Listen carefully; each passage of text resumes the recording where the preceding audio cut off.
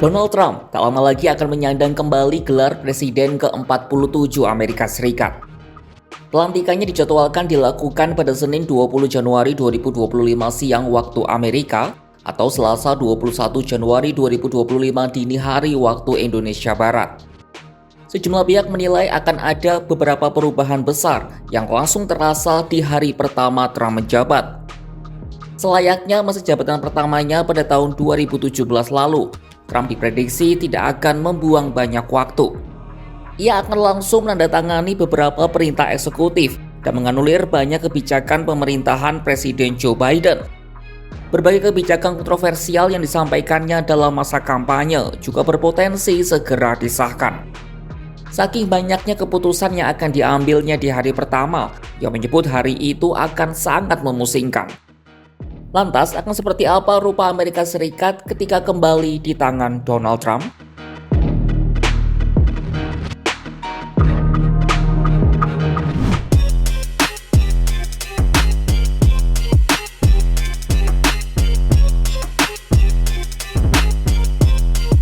Kalau ada yang ketar-ketir di hari pertama Trump menjabat, mungkin itu adalah para imigran di Amerika. Bagaimana tidak, sehari setelah dilantik, Trump akan mulai menutup perbatasan dan melakukan penggerebekan imigrasi besar-besaran sesuai dengan janji kampanyenya. Trump selama ini dikenal sebagai sosok yang kurang ramah terhadap imigran.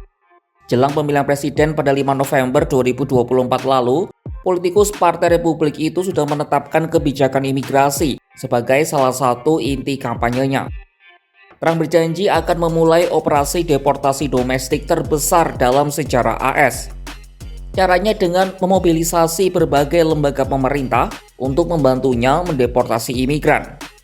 Kepala Pengawas Perbatasan Negara Tom Homan menjelaskan kebijakan itu akan dimulai dari Chicago, Illinois. Media The Wall Street Journal dalam laporannya menjelaskan penggerebekan ini akan berlangsung selama setidaknya sepekan. Sebanyak 100 hingga 200 petugas imigrasi dan bea cukai Washington akan dikerahkan. Tom Homan mengancam wali kota Chicago, Brandon Johnson, untuk mengundurkan diri jika tidak mau membantu. Apalagi jika sampai menghalangi pelaksanaan atau menyembunyikan dan melindungi imigran ilegal, Homan tak akan segan-segan untuk menuntut wali kota Chicago itu. Pemerintahan Trump juga sudah mengirim lebih banyak sumber daya Departemen Pertahanan ke perbatasan selatan, serta menerapkan pembatasan tambahan pada siapa saja yang memenuhi syarat untuk masuk Washington. Trump juga akan mengakhiri kewarganegaraan otomatis untuk semua orang yang lahir di Amerika atau bisa dikenal sebagai asas ius soli. Ia juga akan menandatangani pengampunan untuk banyak dari mereka yang didakwa atas penyerangan di gedung Capitol AS pada 6 Januari 2021.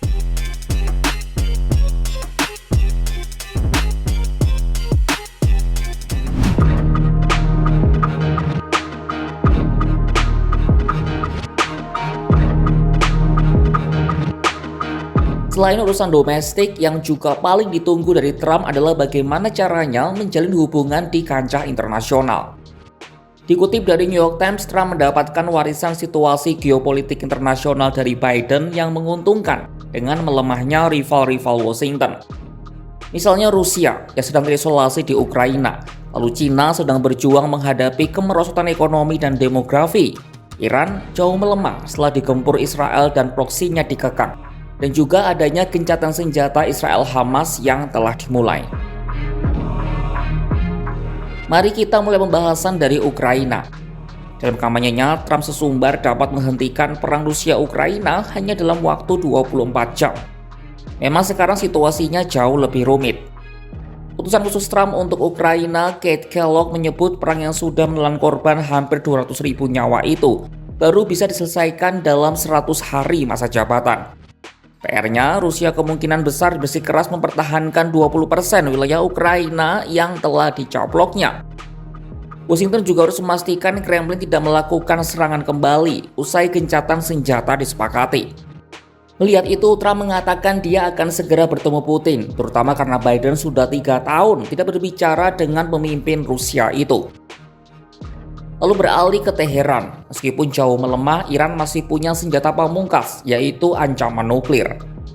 Korps Garda Revolusi Iran atau IRGC telah meningkatkan produksi uranium dan mengambil langkah untuk mempercepat pembuatan bom. Jelang pelantikan, Trump berbicara soal meningkatkan tekanan maksimum ke Teheran dan tidak menutup kemungkinan soal serangan militer. Dalam kancah yang lebih luas, politikus Partai Republik itu ingin memperluas perjanjian Abraham yang mendamaikan Israel dengan Uni Emirat Arab dan Bahrain. Sebelumnya, pemerintahan Biden tengah berunding dengan Arab Saudi untuk memperluas perjanjian tersebut. Selain kesepakatan dengan Saudi, ia juga bisa memberdayakan pemerintah Lebanon baru serta membangun kembali Suriah. Terakhir, dunia menanti langkah apa yang akan dilakukan Presiden terpilih Amerika itu kepada China. Dilaporkan perang dagang akan segera dimulai dengan penggunaan tarif 10% untuk barang-barang dari China. Di sisi lain, Trump justru berjanji untuk menyelesaikan perselisihan terkait TikTok setelah media sosial itu resmi diblokir di negeri Paman Sam.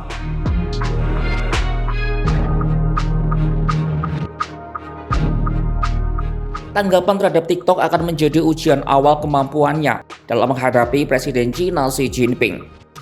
Ini juga diduga bisa menjadi indikator bagaimana Trump menangani masalah yang jauh lebih besar seperti nasib Taiwan, hubungan bilateral China dengan Rusia, serta persaingan untuk mendominasi kecerdasan buatan.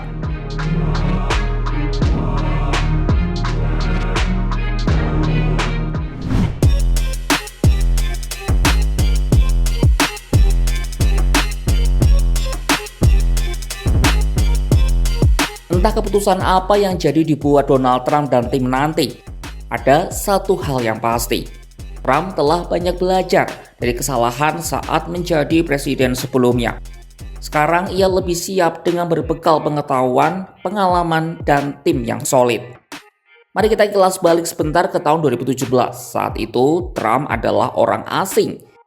Dia satu-satunya presiden dalam sejarah Amerika Serikat tanpa pengalaman dalam politik, kantor publik, dan juga militer. Orang lebih mengenalnya sebagai sosok pengusaha dan miliarder. Tak jelas bagaimana saat itu pemerintahannya akan berjalan. Namun ia kini kembali ke Gedung Putih dengan segudang pengalaman dan pengetahuan baru. Selama 4 tahun terakhir, Trump sudah belajar cara meloloskan undang-undang, menghadapi pemimpin dunia, dan memaksimalkan kekuasaan jabatan. Trump juga punya tim pendukung yang berbeda. Mungkin sahabat Kompas.com masih ingat agenda Trump di periode pertama kerap tersandung pengadilan atau pertikaian internal. Bahkan banyak anggota kabinet yang dipilihnya sendiri malah berusaha menghentikan ide-idenya. Kini ia mengisi jabatan strategis dengan orang pilihannya sendiri, termasuk di Mahkamah Agung dan Pengadilan Federal di semua tingkat. Trump dan tim juga telah menyiapkan rencana kerja jauh sebelum masa transisi pemerintahan resmi dimulai. Partainya, Partai Republik, juga sukses menguasai Senat dan DPR. Ditambah Trump seorang diri sukses menciptakan generasi baru yang lebih suportif. Dengan kondisi demikian, gebrakan apa saja yang akan dilakukan oleh sosok Donald Trump? Saksikan kabar terkini soal politik Amerika Serikat hanya di kanal YouTube Kompas.com.